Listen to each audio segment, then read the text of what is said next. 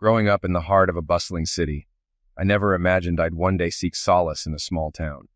My early years were a whirlwind of crowded streets, endless noise, and a family life that teetered on chaos. My parents worked tirelessly to provide for us, but their efforts came at the cost of our connection. As a teenager, I found solace in fixing old cars with my uncle, who owned a garage on the outskirts of town. That's where I first discovered the satisfaction of creating something functional from a pile of rusted parts. Life took a turn when I met Willa. She was magnetic, with a charm that drew everyone into her orbit. At 18, I thought I'd found my soulmate. We married young, spurred by a pregnancy that neither of us was prepared for. My uncle gifted me his garage as a wedding present, and for a while, I believed we were building a life together, but cracks began to show when our ambitions diverged. I was content running the garage, but Willa had grander dreams and a growing disdain for small-town life. Our marriage became a battleground of unmet expectations and simmering resentments. I tried to hold on, believing love and hard work could mend the growing rift. But then came the betrayals, the late-night phone calls, the unexplained absences, and finally, the discovery of an affair. The unraveling wasn't sudden. It was a slow, painful process that left me questioning everything I thought I knew. Leaving wasn't easy. By the time I packed my truck and drove away, I had endured years of manipulation and lies. I chose a path of complete reinvention, shedding the identity that had tied me to Willa and the pain she inflicted. My destination was unclear, but I knew I needed distance, both physical and emotional, from the life I'd once cherished. When I arrived in this small town, I was a broken man. My only possessions were a few tools, a battered work truck, and the resolve to start over. This place wasn't paradise, but it offered something I hadn't felt in years: peace. Slowly, I rebuilt not just a business, but a version of myself I could be proud of. Here, I discovered the resilience to face my past and the courage to embrace a future that was entirely my own. I found myself spending many quiet Saturday afternoons in the dimly lit corner of a bar at the edge of town. This unassuming spot became a haven, a place I had stumbled upon during one of my lonely walks not long after relocating here. Back then, I had left behind what I once thought was my paradise: my home, my memories, and my past. Amid the upheaval, this bar transformed into a steady refuge where I could gather my thoughts and regain a sense of calm.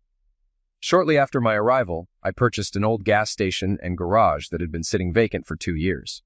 The seller, eager to be rid of the property, quickly accepted my modest offer despite its state of disrepair. While it was far from perfect, I saw promise in the crumbling structure. That deal marked a pivotal moment, a chance to rebuild my life and begin anew, far removed from the betrayal and turmoil I had left behind. One of my first major projects was to expand the property by adding a retail store facing the gas pumps. I envisioned it as a convenient spot for locals, especially after the town's only grocery store closed early each evening. I also modernized the gas pumps, installing a pay-at-the-register system and moving the underground tanks to improve accessibility and safety. The effort was worth it. The upgrades created more parking space and boosted the station's visibility. The changes paid off. The store quickly became a hub of activity in the evenings, bustling with customers from 7 p.m. to midnight, while the gas station ran 24/7. The garage, located behind the main lot, kept regular hours during the week. Saturdays became my personal time, a day I spent in the garage working on side projects, a ritual I came to look forward to. Introducing liquor to the store's inventory initially ruffled some feathers, particularly at the local bar, but my goal was never competition. The station was about building stability and creating jobs in a small town where opportunities were scarce. Over time, the community came to see it as an asset rather than a threat. Farming was the backbone of this place, and many young people left as soon as they could. For those who stayed, the station became a lifeline, a reliable part of daily life.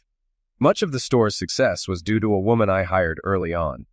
She had an incredible eye for organization and completely restructured the store's layout, making it more efficient and profitable.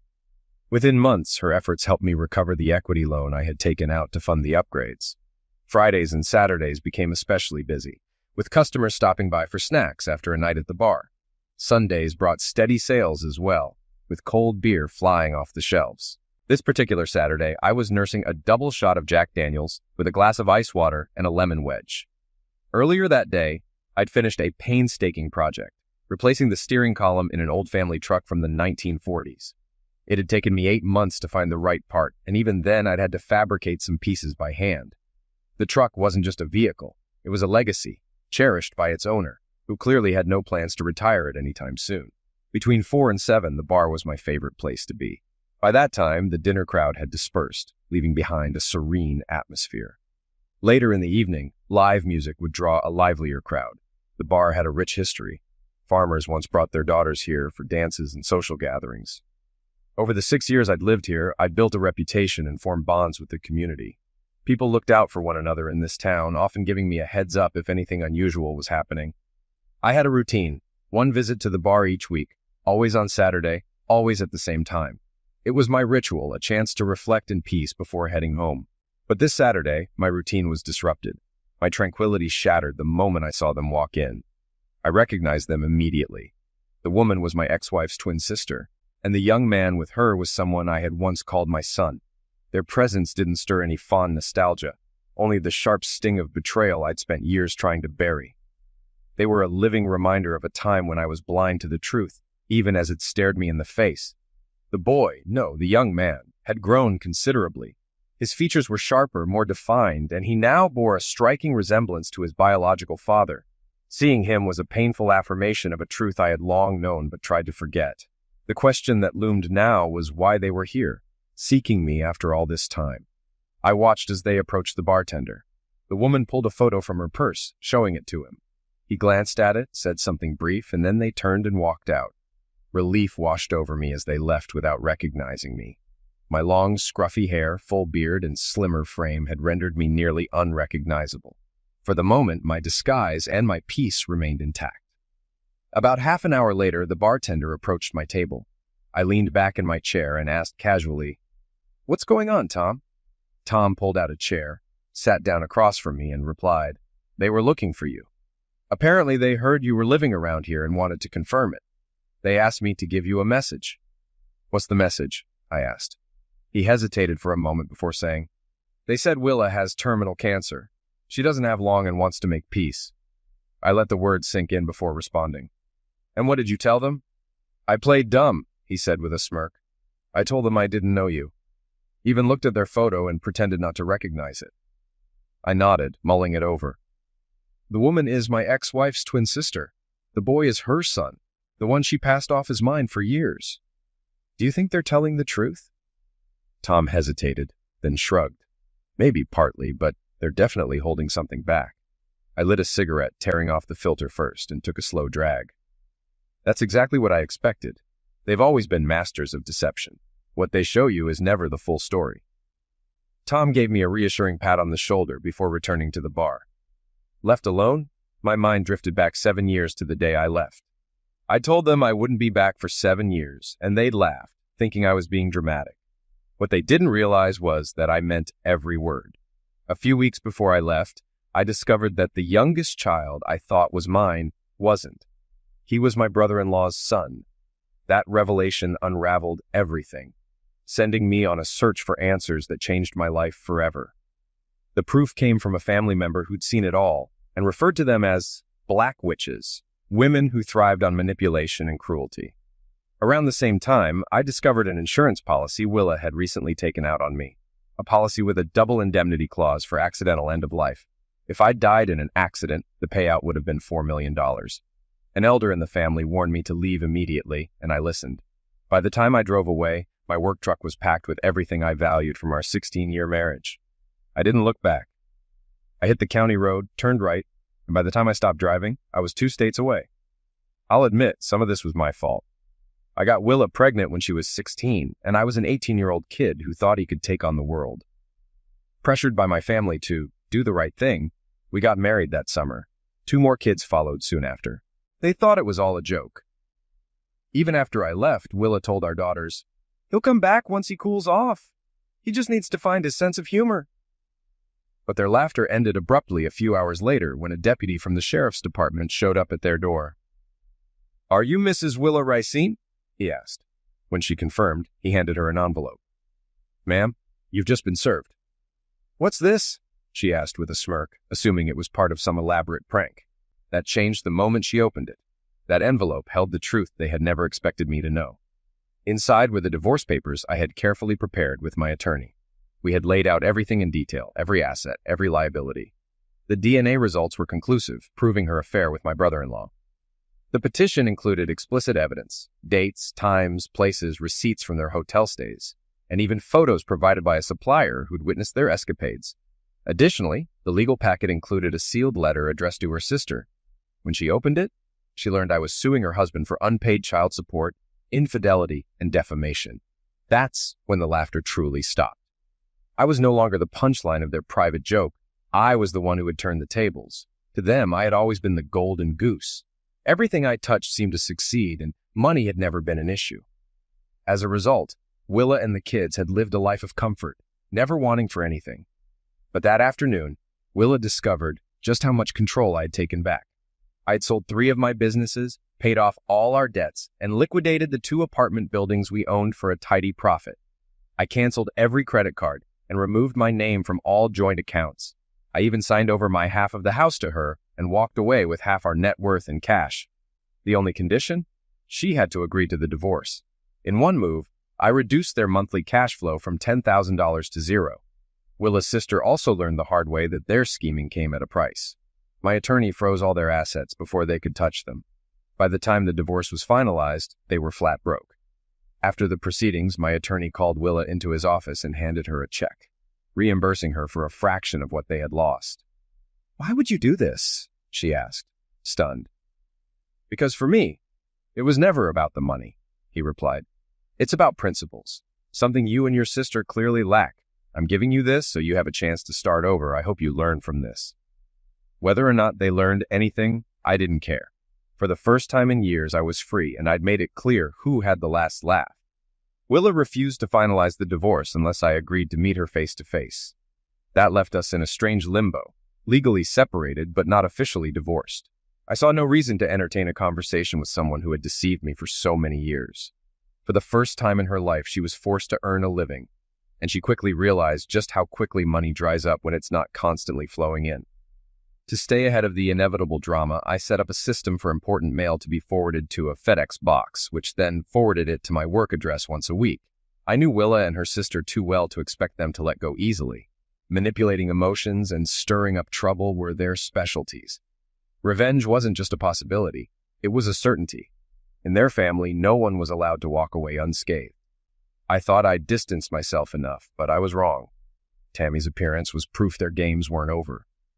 After finishing my drink, I slipped out the bar's back door, avoiding the front in case they were watching. I cut through the empty lot behind the building, wound around some back streets, and finally reached my truck. Just as I unlocked the door, a man stepped out of the shadows. "You're not easy to find, Mr. Racine," he said. "I like to keep it that way," I replied, turning to face him. "What brings you here?" "My name's Peter Edwards," he said. "I'm married to your oldest daughter, Connie." I studied him carefully. That could be a blessing or a curse, depending on whether she takes after her mother. "So, what do you want?" "I came to talk to you," he said. "There are things from the past that need settling." "Maybe so," I said evenly. "But that might go faster if your mother-in-law would sign the divorce papers." "What divorce papers?" he asked, his surprise genuine. "Follow me," I said, motioning to his car. A short drive later, I turned off the main road onto a long gravel driveway and parked in front of a farmhouse. Leading him inside to a home office, I opened a drawer and pulled out a thick folder containing the divorce documents. Switching on the printer, I gestured toward the papers. "Help yourself. Make copies of whatever you need." Peter didn't need to know I didn't actually live there. I'd built the farmhouse years ago for the grand dame of our family, hoping she might leave paradise.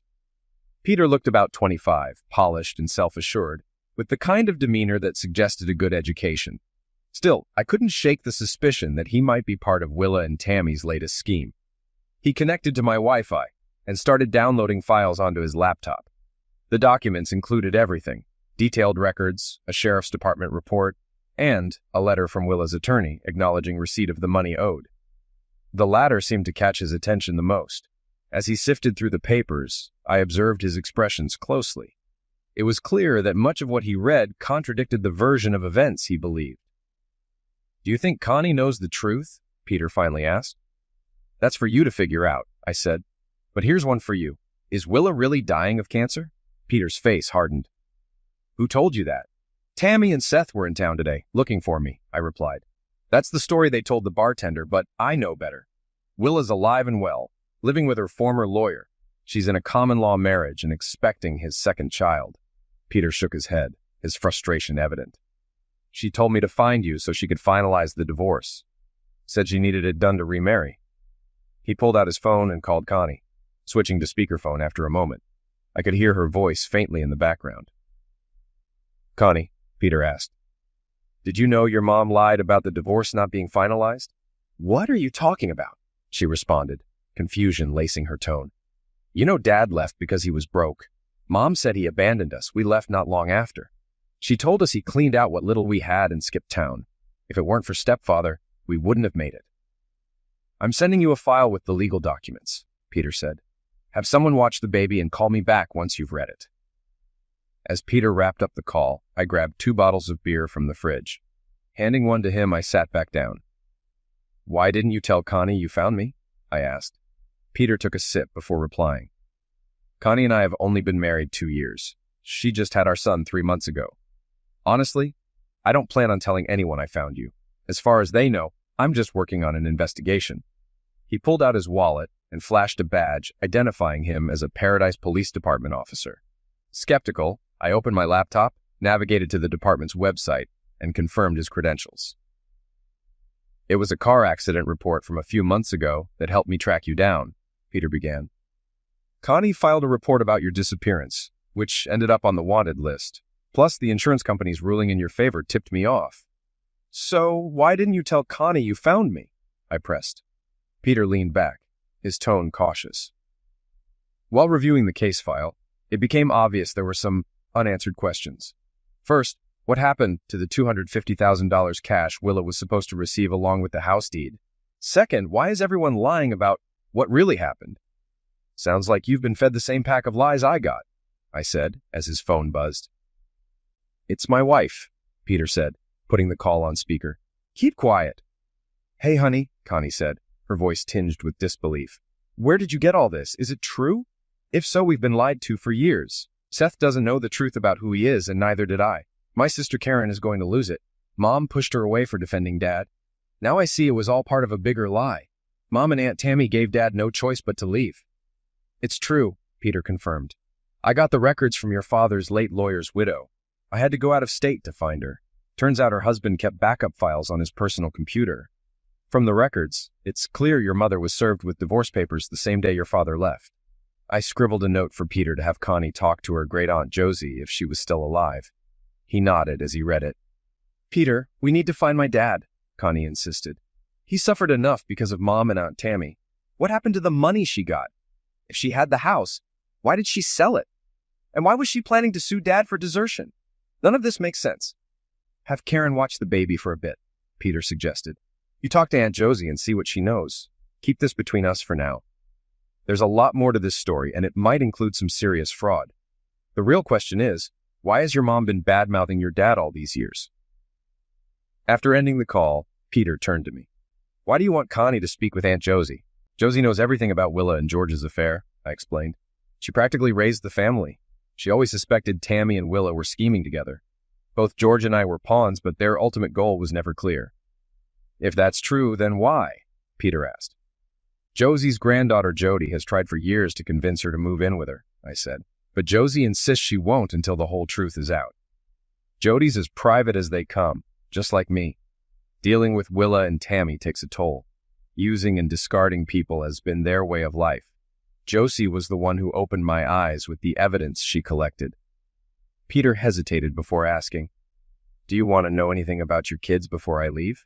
Not yet, I replied firmly. I need to be sure you are who you say you are. Given the family history, this could just be another angle in their game. You might want to dig into my lawyer's sudden end of life. If Willa's planning to sue me, she's awfully confident she'll win. That makes me suspicious. Peter's face paled, and for the first time, I saw the realization dawn on him. He was beginning to understand the kind of people he'd married into. We exchanged phone numbers and agreed to keep each other updated. I walked him to the door, shook his hand, and watched as he drove away. After cleaning up, I locked the apartment and got in my car. Taking a circuitous route home, I stayed alert to ensure I wasn't being followed. The drive gave me time to process everything. Life had improved significantly since I left my past behind. Did I really want to revisit it? Knowing Willa and Tammy, they wouldn't stop until they had the upper hand. If they were out of money, their greed would only make them more desperate. When I finally arrived home, two little arms wrapped around my legs. I scooped up my 3- and 4-year-olds, their laughter filling the air. They were my joy, just like their mother. "Dinner's almost ready," Jody called from the kitchen. "Wash up." I grinned and obeyed. Over dinner, I told her about everything that had happened since closing the store that afternoon. I couldn't have imagined this life 7 years ago when I walked away from paradise. A little over a year ago, I had received a call from Josie asking for my help. Her granddaughter, Jody, needed to leave a failed marriage and start fresh. At the time, I barely knew her. She'd lived out of state on an army base and was 10 years younger than me. But Josie had done so much for me that I didn't hesitate to return the favor. Now, with Jody and our children, I had found the family I never knew I needed. It took me about a week to track down a 2-bedroom apartment for Jody and furnish it with the basics. In a small town, housing options were scarce, but a friend of a friend managed to pull some strings. When I arrived to pick her up, she had already taken the steps to leave her old life behind. She'd quit her job, closed her bank accounts, and packed her belongings. Her husband was away on a 2-week military training exercise, and by the time he returned, she'd be long gone. At precisely 8 o'clock that evening, I pulled into her driveway in a rented U-Haul. Her neighbors quietly pitched in, helping us load everything she wanted into the truck without making a scene. By midnight, we were on the highway, her old life disappearing in the rearview mirror. When curious bystanders asked where I was from, I simply told them it was better they didn't know. As the miles passed, Jody and I started to get acquainted. Somewhere in the middle of the night, her phone buzzed. It was her grandmother. I couldn't help but smile when I overheard Jody say, "Yes, Grandma, Art picked me up. You could have warned me he's got a rugged mountain man vibe. He might actually look handsome if he ever cleaned up." The following day, Josie contacted Jody's lawyer to have all her legal documents forwarded to my FedEx mailbox. Jody warned us both that her estranged husband might cause trouble, and I made sure to take precautions. Over the next few weeks, my suspicions about her situation proved true. Jody quickly stepped into the role of managing my store, and it didn't take long to see how much we needed her. She reorganized everything, resolved staffing issues, and transformed the business. Customers loved her warmth and professionalism, and the store thrived like never before. Jody's ex-husband didn't take her departure well. His escalating threats forced Josie to file a restraining order against him. His behavior led to a dishonorable discharge from the military, and he eventually returned to my old hometown, convinced Jody would show up there. Meanwhile, Jody became the center of attention in our small town.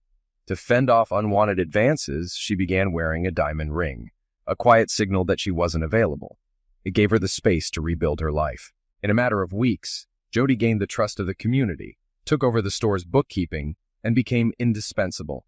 Everyone accepted her because I vouched for her character. Her sharp wit and natural charm made her a perfect fit, and when asked about the ring or who the lucky guy was, she'd just smile and say, "That's a secret you'll have to figure out." Of course, rumors spread. Before long, people whispered that Jody and I had met online and that she was my mail-order bride. She didn't let it bother her. On Saturdays, when I worked alone, she'd bring me lunch, knowing I'd forget to eat otherwise. Those small gestures deepened our bond. It wasn't long before everyone assumed we were a couple, and invitations to events always included both of us. What had started as two people escaping their pasts naturally evolved into something more. Josie kept us in the loop about events back in paradise. We raised our eyebrows when we heard that Jody's ex had started cozying up to Tammy. Around the same time, Jody's divorce was finalized, marking a pivotal moment for us. That evening, we went out with friends to celebrate. Under the dim glow of the bar's lights during a slow dance, we shared our first kiss. 6 months later, we moved in together. One night, while the boys were splashing in the tub, I decided to do something I hadn't done in years. I grabbed a small trash bin, stood over the sink, and began shaving off my beard and mustache. By the time I finished, only stubble remained. It felt symbolic, a quiet gesture marking a new chapter in my life. When my boys saw me, they froze, staring in wide-eyed wonder. Grinning, I lathered my face with the shaving soap Jody had given me last Christmas. Then, with exaggerated care, I lathered their little faces too, pretending to shave them. Their laughter echoed through the house. Jody walked in, her blue eyes sparkling with surprise. "Well, look at this! Daddy's starting to look like his boys. What do you think? Should we cut his hair next?" "Yes!" they shouted in unison, their faces lighting up with glee. I chuckled. "Let's leave that to the barber." "Not a chance," Jody said with a mischievous grin. "I'll take care of it before you change your mind." After getting the boys ready for bed, they perched at the kitchen table to watch Jody snip away at my hair. By the time she finished, I barely recognized myself in the mirror. The floor was littered with hair, and I felt like a completely new man. "You've got talent," I told her, running a hand over my freshly trimmed head. She smiled. "Now go rinse off before you get hair all over the house." As the warm water poured over me, I couldn't help but reflect on how far I'd come. Life had taken twists and turns I never could have predicted, but here I was, content and grounded. When I stepped out, Jody was on the phone with Josie. She hung up with a worried look. "Grandma says it's time to deal with Tammy and Willow once and for all," she said. Apparently, Connie had just visited Josie and discovered something shocking. The annuities I had purchased for my children, $600 a month each, had never been paid out. Those funds were meant to replace child support, but Willa had intercepted them. It was a wild night, but I couldn't help but grin. If I'd known that shaving and cutting my hair would get this kind of reaction from Jody, I'd have done it a long time ago. For the next week, I became the target of relentless jokes from everyone who knew us. "Who are you and what did you do with Art?" they'd tease. One person even asked Jody if she blackmailed me into finally joining the rest of society. Jody, ever quick with a comeback, smirked and said, "I made him promise to shower at least 3 times a week." Most people laughed. A few, predictably, missed the joke entirely. But while we were enjoying lighthearted moments, trouble was brewing back in paradise. Word reached us that I was about to be sued in civil court for child abandonment, desertion, and unpaid child support. Jody and I couldn't help but find the whole idea absurd, believing it was nothing more than a desperate stunt. However, Peter, who had been keeping us informed, warned us it wasn't a joke. The DA had already hired an attorney to represent me, and they were building a solid defense. Peter shared that Willa and Tammy had siphoned off over $48,000 meant for my children. On top of that, authorities were reopening the case surrounding my former attorney's accidental end of life. If evidence held up, Willa and Tammy could face significant prison time. 7 to 10 years was the estimate. Adding to the chaos, Willa's former attorney, now her common-law husband, was under investigation and risked being disbarred. Josie had been quietly working behind the scenes. On Sunday night, she called with an update. All the necessary paperwork would be filed the next day. She emailed me a treasure trove of evidence she'd amassed over the years, including notarized statements, recorded conversations, and the contact information of several attorneys for a countersuit. Among the files was a $2 million accidental end-of-life insurance policy I hadn't even known was still active. Josie had uncovered that Willa had purchased it 6 months before I left. Jody and I spent the entire night combing through the evidence and forwarding everything to the DA's office. By dawn, we were convinced that the lawsuit against me was a ruse, a trap to lure me back to paradise for a setup. Jody immediately contacted one of the attorneys Josie had recommended, sent over the documents, and retained their services with a significant deposit. We were prepared. The moment Willa's legal team filed their lawsuit, our lawyer would respond with a countersuit. That Friday, Jody told me Josie was on her way, with guests. They'd left paradise under the cover of darkness, stopping at a hotel before continuing their journey. By 7 p.m., 2 SUVs, a Ford Explorer and an Escape, pulled into our driveway. I glanced at the vehicles and felt my stomach tighten. Jody noticed my apprehension and reached for my hand. My truck was hidden in the garage, so no one knew I was there. Yet. "Who's with Josie?" Jody asked, her voice calm but curious. "That's Peter, his wife, my eldest daughter, Connie, with their baby, and Karen, my second oldest," I said quietly. "Are you ready for this?" she asked gently. "As ready as I'll ever be," I replied, lifting our youngest child into my arms. Jody opened the door and we stepped out together as a family. The last person my daughters expected to see was me. Karen froze, tears welling in her eyes before breaking into sobs. I handed my son to Josie and pulled Karen into a tight embrace. Connie, after passing her baby to Peter, walked over and hugged me as well. The weight of the years melted away in those moments. Standing side by side, my daughters had grown into beautiful young women. It was a sight I would never forget. "It's good to see you again, Peter," I said, extending a hand. We introduced everyone, and Jody served the dinner she'd prepared. Roast beef, mashed potatoes with gravy, fresh scones, Yorkshire pudding, string beans, and a warm apple pie for dessert. It was a meal that turned our reunion into something truly special. For the first time in years, I felt like I had my family back. After dinner, as the kids played, we settled into serious conversation. "Art, can I call you Dad?" Peter asked hesitantly. I nodded. "Of course." "Dad," Peter continued, "the DA has new evidence. It looks like Jody's ex's car was involved in your lawyer's fatal accident. Investigators have located the current owner and are conducting forensic tests on the paint. If the connection is confirmed, it could lead to manslaughter charges." He paused, then added, "The fire that destroyed your lawyer's office the same night has always been classified as arson. Surveillance footage places Jody's ex at the scene, watching the building burn. Willa and her attorney sealed your divorce documents, likely thinking no evidence remained. But now they've officially filed their lawsuit against you." Jody's eyes filled with tears. "All this time, I thought you were being overly cautious when you brought me here," she said softly. "But now I see you were protecting me. You asked Grandma so many questions, and I thought it was overkill. But now I understand. You needed to know exactly who we were dealing with." Josie nodded. "Willa and Tammy received notice of the countersuit on Thursday. They must have realized I've been helping you. That's why we left Paradise in such a hurry. I knew it wouldn't take long before they tried to maltreat me." "Grandma, your house is ready," Jody said warmly. "It's fully furnished. You only need to bring your clothes." "I packed most of what I need," Josie replied. "Connie is shipping the rest, including my personal items and antiques. I've given her power of attorney to sell the house. It's time for me to leave Paradise, and I'm not looking back." "I'll drive back with Peter and Connie," I said. "We'll rent a truck and haul everything out. It's time to see if our suspicions are correct." "What suspicions?" Peter asked, his expression darkening. "That the lawsuit is a ploy to draw me out," I replied. "Willa still has that $2 million accidental end-of-life policy, and I think they're hoping to cash in. The lawyer's end of life was likely a test run." Peter, Connie, Karen, and Josie sat in stunned silence as the realization dawned on them. "They were planning your end of life," Connie whispered, her voice shaking, "even before you left." I nodded solemnly. "That's why I left the way I did. I suspected their motives, but even my lawyer didn't believe me until it was too late." Peter excused himself to make a few critical phone calls. While he stepped out, I sat with my daughters, Jody and Josie, catching up on everything we'd missed in each other's lives. Jody, ever the archivist, dug out some old photos of me from when we first met. Connie and Karen laughed as they admitted they wouldn't have recognized me if they'd passed me on the street. When Peter returned, the room grew quiet as he shared the latest developments. "Willa will be taken into custody right after the holiday," he began. "She's being charged with 3 counts of theft for stealing the annuities meant for her children. We're slowing the process so she won't have a bond hearing for several days." He looked directly at me.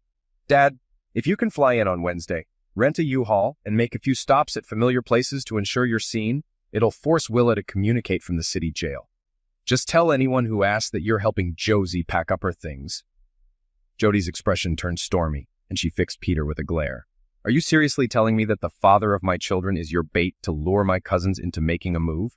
What guarantees can you give me that I won't get a call saying I've become a widow before we're even legally married?" Before I could respond, Jody sighed heavily, already knowing my answer. "You're going to do it, aren't you?" Without hesitation, Josie placed a calming hand on Jody's shoulder. "Sweetheart, Art has always been this way. He's never asked anyone to do something he wouldn't do himself. When you needed help escaping your ex, he didn't think twice. He wants us free of Willa and Tammy's grasp, once and for all." Jody gave a small, reluctant smile. "My only fear is that Art will walk right into the lion's den." Josie chuckled. "If Art were a boxer, he'd be the undefeated champion of the world.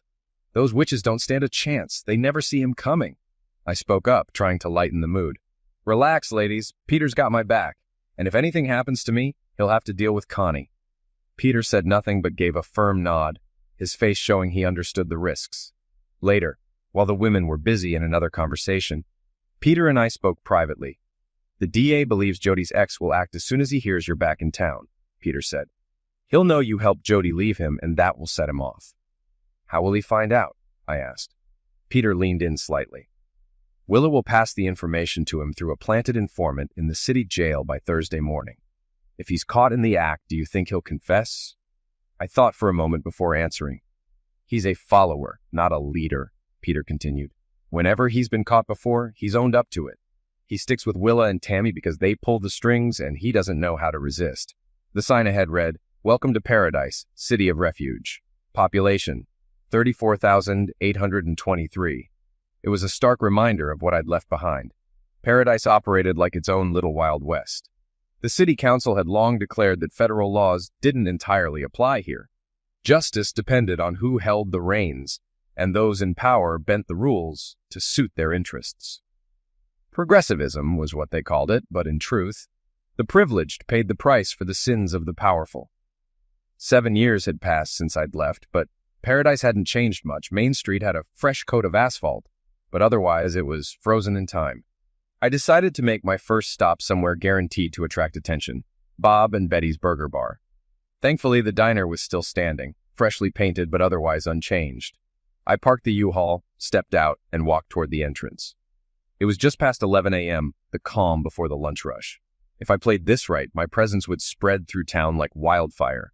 As I scanned the menu, I noticed familiar faces stealing glances. A few discreetly pulled out their phones. I waited for the server to approach with my coffee. "Are you ready to order?" she asked. "Is today's special still meatloaf, baked beans, and garlic mashed potatoes?" I asked casually. The server blinked, startled. "That's not on the menu. It's only for regulars." "Tell Jack that Art wants brown gravy and fried onions on the meatloaf," I said with a knowing grin. The server looked confused. "I'll just let him know myself," I added, standing. Ignoring her protests, I walked through the kitchen's swinging doors. The staff looked up in surprise as Jack, the owner, turned to face me. His face lit up with a smirk. "You dumb A," he said. "You're a couple of weeks early. Welcome back." He turned to the server. "Susan, bring his coffee to the back. Art's eating at the staff table so we can catch up." Jack was the son of the original owner, and we'd been friends for decades. We reminisced until just before the lunch rush. At one point, he had a staff member call his wife, Sasha, to the diner. When Sasha arrived, I stayed seated, waiting for her to notice me. She walked in, looking puzzled. "Jack, what's so urgent?" she asked. I stood and turned to her. Her face shifted from confusion to shock. "What's the matter, little sis?" I teased. "Didn't expect your mean old brother to come back?" Her composure crumbled, and she rushed into my arms. I held her tightly as years of distance melted away. Once she composed herself, Jack asked the staff to give us privacy. "Do Mom and Dad know you're back?" Sasha asked. "No," I replied. "Let's keep it that way for a few days." "Is this about Willa being taken into custody?" she pressed. I nodded. "Yes, and it's going to get worse before it gets better. I'll be staying under police protection while I'm here. They've reopened the case on my lawyer's end of life, and they think it's tied to the arson at his office." The looks on Jack and Sasha's faces said it all. Paradise had been buzzing with rumors about the district attorney's aggressive push to revisit old, unresolved cases ever since his appointment 3 years ago. "You're being used as bait," Jack said in a low voice. "They're setting a trap." "Exactly," I replied. "This whole plan is designed to bring them out of hiding. If it works, we'll have answers for the arson, the homicide, and plenty of other crimes. Willa's arrest, combined with my sudden reappearance, will force their hand." "What's driving all this?" Jack asked, his brows furrowing. "A $2 million accidental end-of-life insurance policy," I said simply. "On me." Sasha walked with me to the rental truck, keeping her voice low as Tammy's car pulled into the lot. Leaning closer, she asked, "Where are you staying?" "At Josie's old place," I said. "I'm helping pack up her belongings. She's moved to be closer to her granddaughter and my boys." Sasha's eyes widened in surprise. "Your boys?" I nodded with a small smile. "Jody and I have been together for 5 years. We have 2 boys, 3 and 4 years old." Her mouth opened slightly in shock. "How did you and Jody end up together?" "Josie and I stayed in touch after I left Paradise," I explained. "When Jody needed help leaving her marriage, Josie called me. I helped her move, and she stayed where I lived. We've suspected for a while that her ex might have been involved in my lawyer's end of life in the fire." "Do Willa and Tammy know you're onto them?" Sasha asked. "Not yet," I said, "but it won't take them long to figure it out." Tammy stepped out of her car and approached, her expression sharp and calculated. "Art," she began, her voice tinged with irritation. You need to drop part of your lawsuit. The DA is planning to charge Willa within the next 2 days. Unfortunately, my lawyer says that's not an option, I replied. Willa filed a new divorce petition accusing me of desertion, child abandonment, and unpaid support. Until the court rules on those claims, nothing changes. Tammy's frustration flared. How are we supposed to bail her out when you've frozen all the assets? I shrugged. Maybe your father could help. He could use his house as collateral. After all, you're both his daughters. Tammy glared at me, but said nothing. Turning on her heel, she walked away in defeat. I watched her leave, knowing the noose was tightening. She's dreaming if she thinks their father will help, Sasha said, shaking her head. He cut ties with them when he learned the truth about Seth's parentage. He said more than once that they're just like their mother. Her words brought a faint smile to my lips. After saying my goodbyes, I climbed into the U-Haul and drove toward Josie's house, stopping along the way to pick up packing supplies. By the time I arrived, the sun was setting. I backed the truck tightly against the garage door, locked it, and went inside. Something felt off. Josie had said she'd leave the curtains open, but they were drawn. Uneasy, I texted Peter to ask if the police had been inside. He confirmed that officers had been through earlier and likely closed them. Somewhat reassured, I unlocked the door and stepped inside. A police officer greeted me immediately, extending a phone toward me. Mr. Racine, Peter Edwards wants to speak with you, the officer said. I took the phone. What's up, Peter? Peter's voice came through, direct and serious. Looks like the right people know you're back. Tammy already approached you, didn't she? She's probably trying to get you to release the lien on Willa's assets. She did, I said. I refused. Good, Peter replied. We recorded Willa and Tammy discussing how to adjust their plans. Jody's ex, Brad Press, came up repeatedly in their conversation. Willa told Tammy to inform Brad that you know where Jody is. That should push him into action. And it looks like it did. He showed up less than an hour ago. Willa also told him you're at Josie's house. The knot in my stomach tightened, but I kept my tone even. Understood. Keep me posted. The rest of the day was uneventful. I spent my time sorting Josie's belongings and packing boxes. Around 6:30 p.m., a pizza delivery arrived. When the driver asked if I was moving, I casually replied, just helping a friend pack up. The night was quiet until it wasn't. Around 11 p.m., Brad made his move. Using a tire iron, he jimmied the front door lock and slipped inside. A dim light in the kitchen guided him as he crept forward, a 9mm pistol tucked under his shirt. He found me sitting calmly at the table, sipping coffee. Hey, Art, Brad said casually, though his voice carried an edge. Willa and Tammy send their regards. I just need to know where Jody is. Setting my mug down, I locked eyes with him. Sorry, Brad, I don't share information with butchers or arsonists. He smirked. What makes you think I'm either? You've always struck me as someone who's easy to manipulate, I said evenly. How much of the $2 million insurance policy on me did they promise you? Brad's expression faltered. $2 million, he stammered. They told me it was $750,000. I chuckled darkly. Did you know Seth isn't even Willa's? He's Tammy's first husband's son.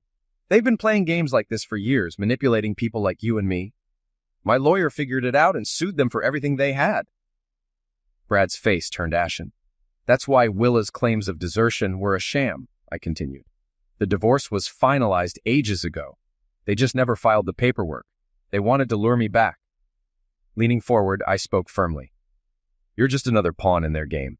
Ask yourself, what's their plan for you? They tried to eliminate me once. What makes you think they won't do the same to you? Brad swallowed hard, realization dawning. I'm screwed, aren't I? You have a choice, I said. Work with the DA, testify against them, and get a lighter sentence. Or stay their pawn and take the fall. Brad hesitated, then slowly placed the pistol on the table. Call the cops, he muttered. I nodded toward the doorway. Brad, no need. They're already here.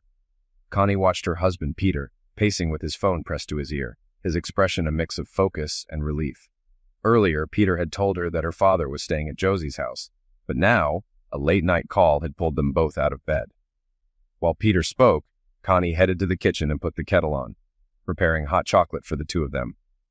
When Peter finally ended the call, a smile broke across his face. Your dad pulled off something incredible tonight, he said. Brad broke into the house intending to cause trouble, but your dad stayed calm, talked him down, and got him to confess everything. The undercover officers caught the whole thing on video. Connie froze, processing what she'd just heard. How in the world did Dad do that? She asked. her voice filled with disbelief. Peter shrugged. He told Brad a few hard truths, like the real story about Seth's parentage. Then he planted the idea that the insurance policy wouldn't pay out if it was tied to a homicide. I don't even know if that's true. But it was enough to make Brad second-guess everything. Rather than risk life without parole, he decided to cooperate. Aunt Josie always said Dad was quick on his feet, Connie said, shaking her head.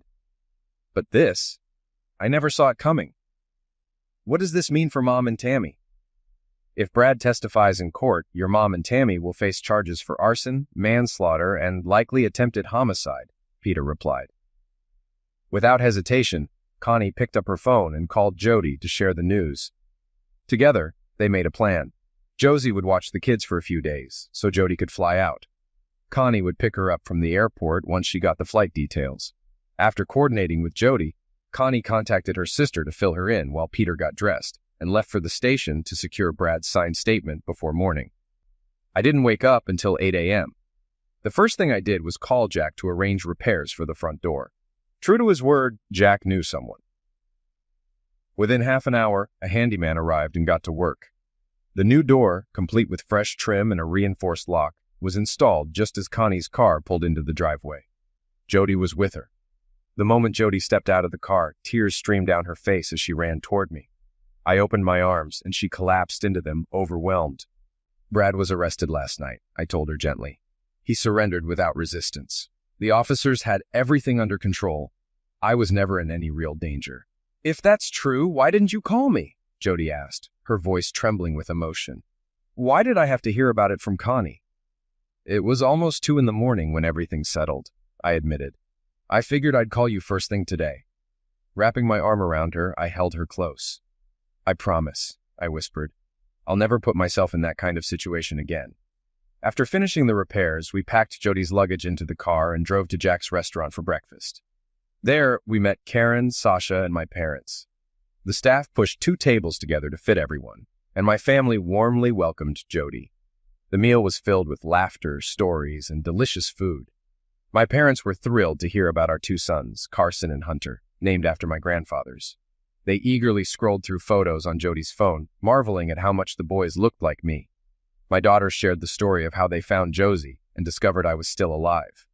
As breakfast ended, Peter arrived looking tired but determined. It's done, he announced. Willa and Tammy are in custody, and Brad has confessed to his intent to liquidate Art. He'll face charges for arson and manslaughter. Tammy and Willa will be charged with grand larceny, conspiracy to commit homicide, and fraud. Peter turned to Jody. The DA is working to finalize Art's divorce with the judge who handled the case before. They're pushing for an immediate resolution. Jody's eyes widened. Does this mean Art and I can finally marry? Peter nodded. The paperwork is already with the judge. They're trying to waive Willa's signature, skip the waiting period, and issue the divorce certificate. I smiled at Jody. Guess I need to buy a proper ring and propose officially. The table erupted in cheers and laughter. Tears filled Jody's eyes as she leaned into me, overcome with emotion.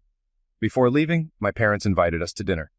We spent the afternoon packing before heading to their house, where they peppered Jody with questions about her life and how we came together. She recounted how I helped her leave a broken marriage and how we built a life together. The evening took a joyful turn when Peter and Connie arrived with the finalized divorce certificate. It's official, Peter declared. You're free. Jody beamed as she shared stories about our life and children. My mother, ever the planner, suggested we have a wedding before heading home. My father pulled Peter and me aside to discuss details over a couple of beers. Peter updated us on the case. Since Tammy's arrest, more information is pouring in. We've only scratched the surface. The DA's office is flooded with leads. I asked about Willa's common-law husband. Is he involved? Peter shook his head. He might lose his law license, but there's no solid evidence against him. He may end up raising their kids. Connie appeared, grinning. By the way, Jody's ring size is 6.5.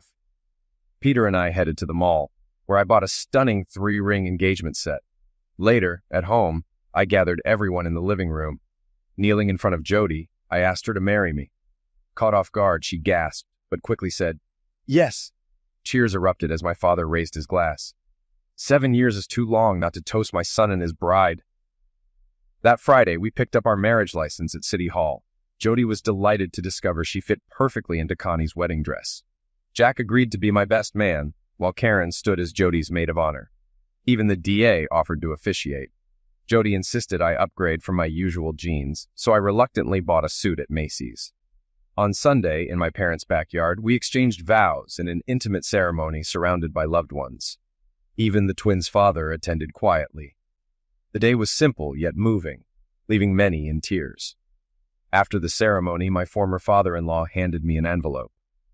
"This isn't a wedding gift," he said with a warm smile. "It's an early inheritance. The rest will go to your daughters." I thanked him and tucked it into my suit pocket, forgetting it until later. Family members recorded the ceremony and sent it to Aunt Josie so she could share in the moment. When asked about our honeymoon, Jody smiled. "After everything we've been through, it'll wait until Grandma is settled. We're planning a week in Florida and California, enjoying Disney with the kids. Family is what brought us here."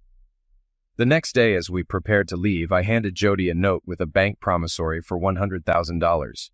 The handwritten message read, "Thank you for setting things right. I always suspected the twins were involved in their mother's end of life. Watching them face justice will be satisfying for me and my granddaughters." Jody read it silently and slipped it into her purse.